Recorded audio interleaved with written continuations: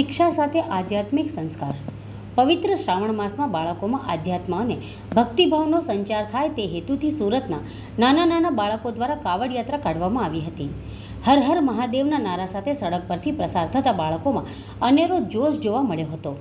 સુરતના પાંડેસરા ખાતે આવેલ જ્ઞાન વિકાસ હિન્દી અને સ્ટુડન્ટ એકેડમી શાળા દ્વારા શ્રાવણ માસમાં બાળકોમાં આધુનિક શિક્ષા સાથે આધ્યાત્મિક શિક્ષાનો પણ સંચાર થાય એ હેતુથી આ કાવડ યાત્રાનું આયોજન કરવામાં આવ્યું હતું।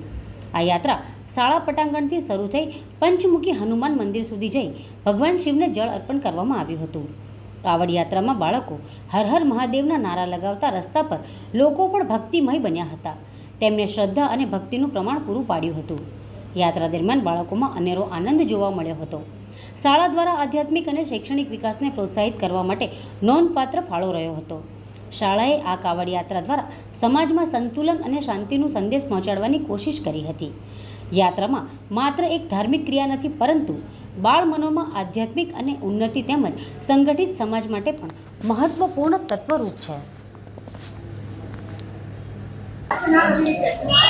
તમારું નામ?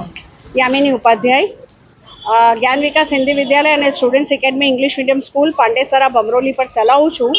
અને અમે સંસ્કારનું અને સાથે સાથે જે અમારા અધ્યયનનું જે સિંચન છે, તો જ્યારે છોકરાઓ જ્ઞાન પ્રાપ્ત કરતા હોય તો એ બૃહદ જ્ઞાન પ્રાપ્ત કરે, બધી રીતનું જ્ઞાન પ્રાપ્ત કરે એવી અમારી લાગણી હોય છે। હમણાં શ્રાવણ માસ ચાલે છે, તો શ્રાવણ માસમાં અમે લોકોએ બધાએ એક આયોજન કર્યું છે, જેમાં અમે નાના નાના છોકરો, અમારા જે નર્સરી, જુનિયર અને સિનિયરના બાલવાટિકાના જે બાળકો છે એમને લઈને કાવડ યાત્રા કાઢેલી હતી આજે સવારે, અને બહુ મોટી સંખ્યામાં છોકરાઓએ ભાગ લીધેલું। મોટા છોકરાઓએ આ વખતે વોલેન્ટિયરશિપ કરી અને નાના છોકરાઓએ કાવડ યાત્રા કાઢીને અમે અહીંયા પંચમુખી હનુમાનજીના મંદિરે જઈને ત્યાં ભોલેનાથને અમે તાપ્તી નદીનું, તાપ્તી મૈયાનું પાણી જલાભિષેક